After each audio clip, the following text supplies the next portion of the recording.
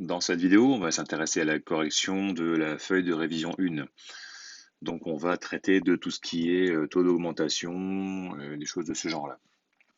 Bien, premier exercice, 190 millions de billets de cinéma ont été vendus en France en 2013, ce qui représente une baisse de 10 millions en un an. Quel était le nombre de billets vendus en 2012? Donc, on va juste, en 2013, on avait 190 millions. On sait qu'il y a eu une baisse de 10 millions. On est bien en millions, on n'est pas en pourcent. On a eu une baisse de 10 millions, ce qui veut dire que en 2012, on avait tout simplement 190 plus 10, autrement dit 200 millions. Donc il y avait en 2012 200 millions de billets vendus. Donc voilà pour la première question. Calculer le taux d'évolution du nombre de billets de cinéma vendus de 2012 à 2013. Donc là, en fait, il va falloir qu'on se pose la question de savoir quelle est l'augmentation ou la diminution entre 200 et 190. Autrement dit, cette fois-ci, nous, ce qui va nous intéresser, c'est d'être capable de sortir cette petite chose-là. Donc, comme d'habitude, on a la petite équation qui va bien. Départ fois coef égale arrivée. Le départ ici, je remplace, c'est 200 millions, fois le coefficient multiplicateur, et ça doit me donner mon arrivée, 190 millions. Ce qui veut dire que mon coefficient, ça va être 190 divisé par 200. Et à la calculatrice, on obtient 0,95. Rappelez-vous, on passe d'un coefficient à un taux. La petite méthode de grand-mère, c'est fois 100 moins 100. Donc ici, 0,95 fois 100 moins 100, ce qui nous donne bien moins 5%. Ça veut dire que finalement, la petite chose qui me manque ici, c'est moins 5%. Le résultat que j'ai trouvé ici. Si la tendance se poursuit, quel serait le nombre de billets vendus en 2014? Autrement dit, la question qui se pose, c'est en 2014, si la tendance se poursuit, c'est-à-dire qu'on a toujours une baisse de 5%, quel serait à ce moment-là le nombre de billets vendus en 2014? Donc, on va faire ça, on va se garder le petit schéma ici. Vous avez l'exercice 2 qui apparaît. Donc la question 3, 190 fois 0,95, c'est bien le coefficient qui traduit la baisse de 5%. 190 fois 0,95, ça fait 180,5.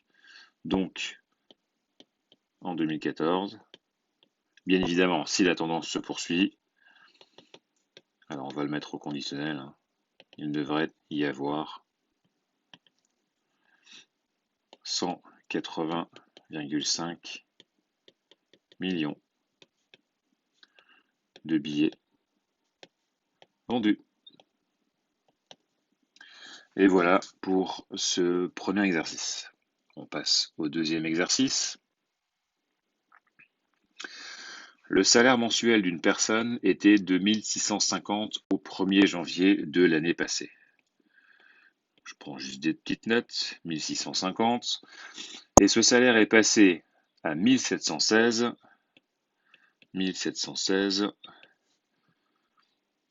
le 1er janvier de cette année. Dans cet intervalle de temps, le taux d'inflation est de 5%. Attention, le taux d'inflation n'a rien à voir avec l'augmentation ou la diminution de salaire, ce serait trop beau. Petit 1, déterminer le taux d'évolution du salaire de la personne considérée. Autrement dit, on se pose la question de savoir ce qui s'est passé de là à là en pourcent, puisqu'on demande un taux. Donc, comme on l'a vu dans le premier exercice, on va toujours s'intéresser à départ fois coef égale arrivée. Ici, mon départ, c'est 1650 fois coef, et mon arrivée, elle est de 1716. Ce qui veut dire que mon coefficient, ça va être 1716 divisé par 1650, ce qui me donne 1,04. Ce petit coefficient, pour le transformer en pourcentage, le fameux fois 100 moins 100, soit 1,04 fois 100 moins 100, ça me donne plus 4%. Alors la petite opération fois 100 moins 100, c'est pas une obligation, hein. Si vous arrivez immédiatement, d'ailleurs ça pourrait être très sympa, à traduire le 1,04 comme une augmentation de 4%, évidemment c'est très très bien. Donc en fait ce qu'on a cherché ici, je vais juste changer de couleur, tac, ici j'ai tout simplement plus 4%. Ensuite, on vous demande de comparer l'évolution du salaire avec l'évolution du prix. Et ben, on se rend bien compte que l'évolution du salaire est inférieure à l'inflation, puisque ici l'évolution du salaire est de 4% et l'inflation est de 5%. Donc, ce que l'on peut dire au niveau du pouvoir d'achat de la personne, c'est qu'il a diminué, puisqu'il gagne proportionnellement moins que ce que vont lui coûter les choses en termes d'augmentation. Question 2, déterminer le salaire que la personne aurait dû percevoir pour conserver son pouvoir d'achat. Eh ben, pour conserver son pouvoir d'achat, il aurait dû avoir la même hausse de salaire que l'inflation. Autrement dit, il aurait dû avoir une hausse de 5%. La hausse de 5% est traduite par le coefficient 1,05. Et si l'on effectue ce calcul, ça donne 1732,5. Donc, si il avait voulu conserver son pouvoir d'achat, il aurait dû avoir une augmentation de 5%, autrement dit, avoir un nouveau salaire de 1732,5 et non 1716 comme ça a été le cas. Voilà pour l'exercice 2. On passe à l'exercice 3. Deux boulangeries industrielles concurrentes vendent la baguette au même tarif. La boulangerie A décide de diminuer le prix de la baguette de 0,5% et la B de 0,7%. La boulangerie décide d'une nouvelle baisse de 0,7, tandis que la B diminue encore son prix de 0,5. Dans quelle boulangerie est-il le plus avantageux d'acheter sa baguette? Alors, on va faire un petit schéma. Alors, pour la boulangerie A, donc elle avait un prix de départ. Ce prix, elle l'a baissé de 0,5%. Et ensuite, elle l'a rebaissé de 0,7%. Donc, alors je vais enlever prix et je vais mettre départ. Et ça, c'est mon arrivée. Pour la boulangerie B, elle avait le même départ, sauf que elle a commencé par la baisse de 0,7 et ensuite elle a continué par une baisse de 0,5 et ça lui a donné son arrivée. Ben, vous vous rendez bien compte que ici, mes petits coefficients là, qui traduisent la diminution de 0,5%, on est à 0,995 et ici on est à 0,993. Ce qui veut dire que j'aurai mon départ fois 0,95 fois 0,93. Dans le cadre de la boulangerie B, j'ai ici 0,993 et ici 0,995. Donc j'aurai mon départ fois 0,993 fois 0,995. Et bien on se rend compte de la chose suivante, c'est que tout simplement, ça va me donner ici une arrivée qui va être exactement la même que celle-là, puisque 0,995 fois 0,993, c'est la même chose que 0,993 fois 0,995. Ça vient de la propriété de la multiplication qui est dite commutative. 2 fois 3, c'est égal à 3 fois 2. C'est exactement la même chose. Ce qui veut dire qu'au final, les deux prix d'arrivée et les deux évolutions des deux boulangeries donnent un prix qui est complètement identique à l'arrivée. Donc ça, c'est pour ma question 1.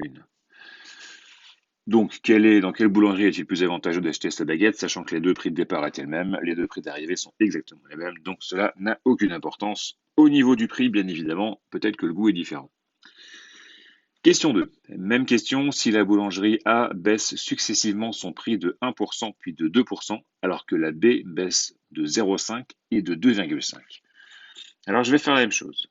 Donc pour A, on a une première baisse de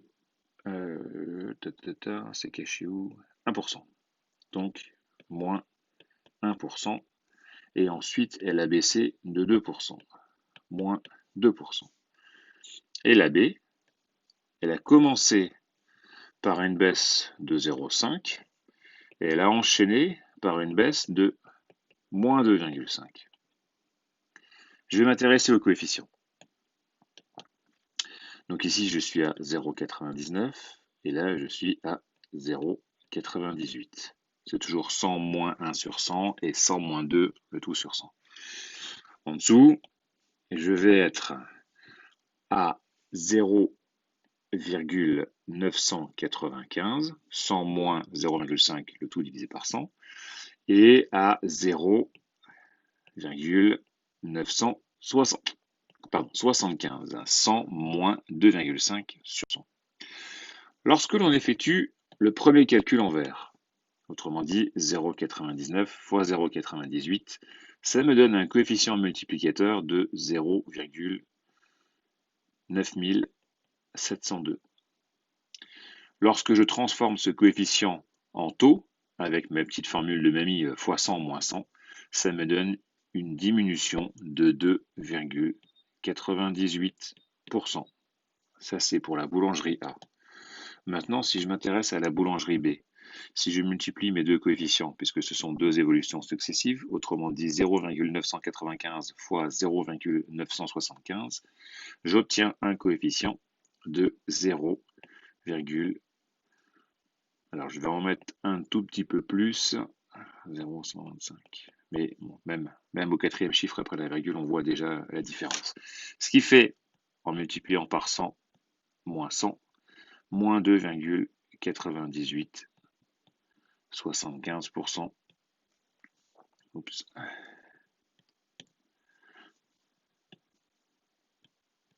Donc, qu'est-ce qu'on observe? Ah, excusez-moi, les petites pourcents.